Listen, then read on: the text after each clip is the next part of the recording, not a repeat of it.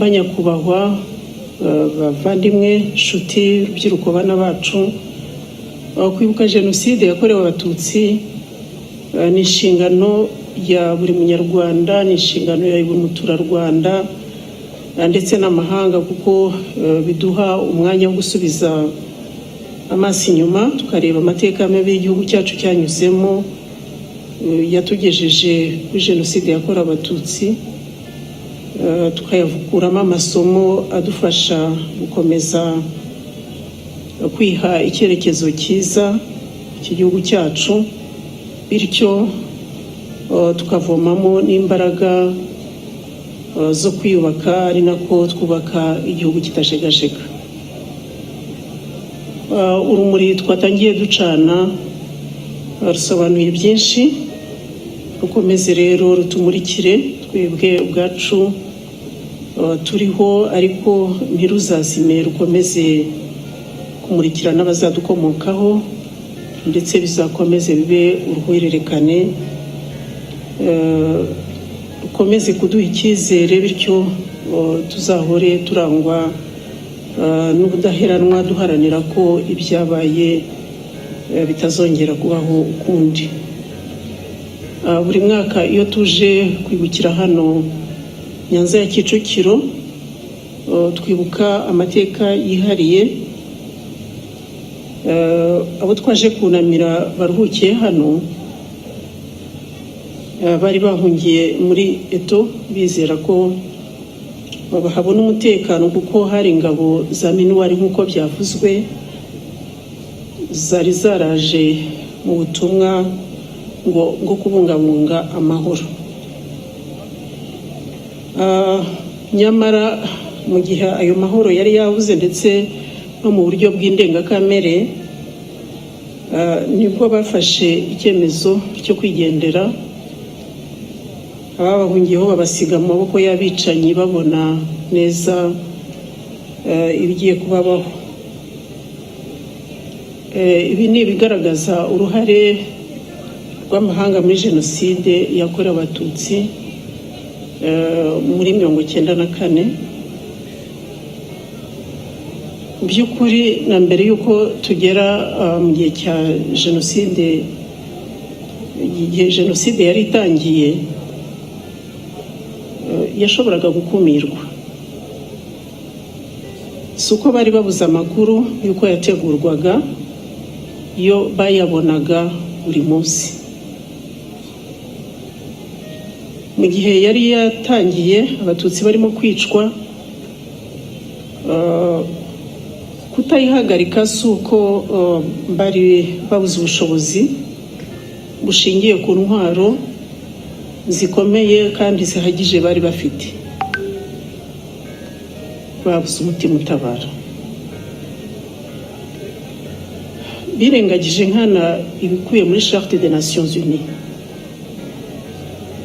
birengagije nkana ko ari gahawa amasezerano mpuzamahanga ku birebana na jenoside. Aya mahitamo mabi yabo akaba ariyo atuma tubyibutsa buri mwaka, tukibutsa ubugwari bw'umuryango mpuzamahanga. Iyo tuza kugira benshi bafite umutima w'ubwitange n'impuhwe nk'ibyaranze Captain Mbaye, wari mu ngabo za minuwari ariko akitanga ku giti cye, arokora ubuzima bw'abatutsi bahigwaga kugeza n'ubwo ahasize ubuzima bwe, hari benshi bari kurokoka. Tubonereho umwanya wo kumushimira, akomeze kuruhukira mu mahoro. Uko tuje kwibuka hano tubisubiramo buri gihe, ndetse tukanagaragaza ko twabikuyemo amasomo menshi atwereka ko dukwiye gukomeza gushyira imbaraga mu guharanira kwigira no kwishakamo ibisubizo ku bibazo byacu bishingiye ku mateka twanyuzemo, uko n'abambanjirije babivuze. nitwe rero dukwiye gukomeza kwigenera ibyo dushaka dushingiye ku byo dukeneye. Kamwe kimuhana kaza imvura ihise, aho kaziye kakaza kajya mu murongo w'ibyo twigeneye nk'Abanyarwanda dushingiye ku byo dukeneye, ku byo Abanyarwanda bakeneye kugira ngo twiyubakire igihugu cyacu. Ni isomo twahavanye ndetse rihora rishingirwaho n'ubuyobozi bw'igihugu cyacu mu guharanira kwigira no kwikorera amahitamo hatitawe ku cyo amahanga atekereza cyangwa ashaka, nuko amahanga atariyo azaza kudukemurira ibibazo byacu, ahubwo ari twe mbere na mbere tugomba kumenya icyo dushaka, amahanga akaza atwunganira.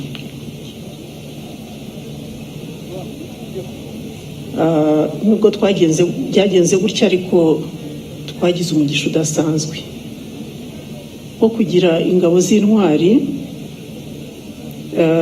zari za FPR Inkotanyi ziyobowe na Nyakubahwa Perezida wa Repubulika Paul Kagame, dushimira cyane kandi tuzahora dushimira.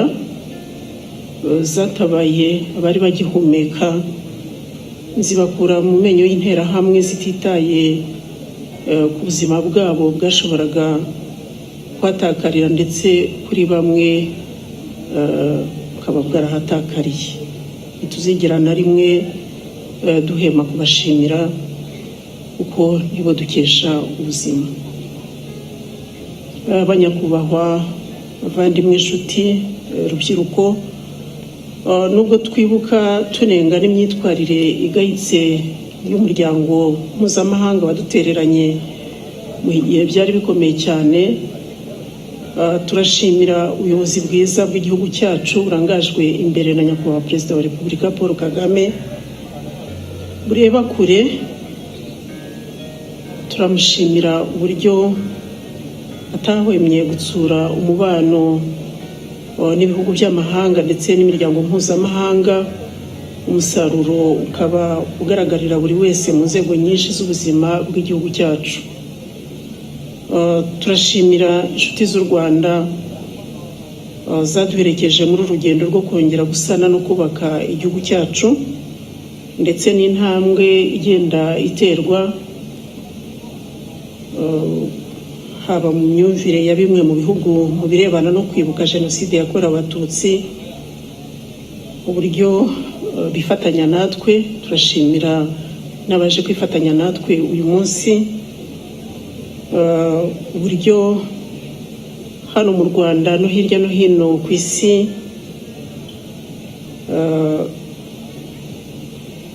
abagenera u Rwanda ahantu ho gushyira ikimenyetso cyo kwibuka Jenoside yakorewe Abatutsi.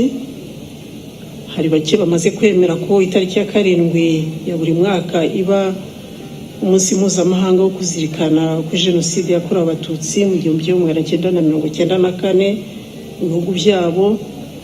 Hari nanone bake cyane baburanishije cyangwa se bohereje mu Rwanda bakekwaho icyaha cya Jenoside yakorewe Abatutsi. Ngira ngo imibare twayumvise mu kiganiro twagejejweho,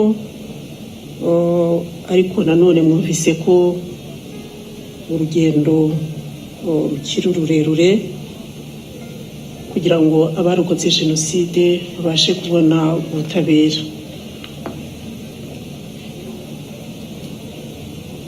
Tukaba dusaba nanone ko hagera n'izindi ntambwe ziterwa.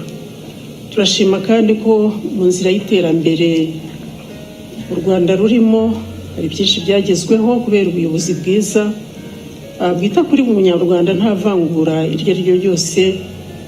Twishimira amahoro n'umutekano bisesuye, ndetse n'ingabo zacu ndetse na polisi bakaba bakora imirimo y'indashyikirwa, haba mu butumwa bw'umuryango w'abibumbye bwo kubungabunga amahoro, haba ku rwego ruri bilateral mu bihugu byabisabye, kuko tuzi kubura amahoro icyo ari cyo, tuzi icyo bivuze, Ibyo byose byatumye rero u Rwanda rumenyekana kandi rumenyekana neza mu ruhando rw'amahanga. Mu gihe twibuka ku nshuro ya 30 Jenoside yakorewe Abatutsi, turashyira umwihariko ku rubyiruko rwacu, kandi ni mu gihe kuko abavutse icyo gihe ubu bujuje imyaka 30. Imyaka 30 ntabwo ari mike mu buzima bw'umuntu.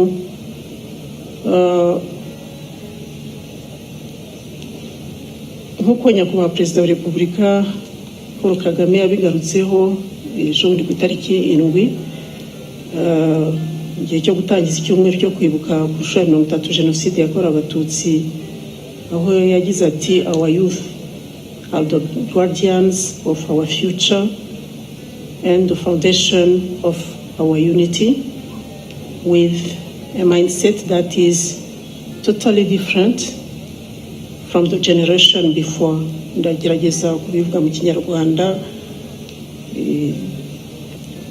We yagize ati urubyiruko rwacu ni rwo barinzi bahazaza ndetse umusingi w'ubumwe bwacu, bakoresheje imitekerereze itandukanye n'iya kera. Reka rero nanjye shimangire ubwo butumwa, mbwire urubyiruko ngo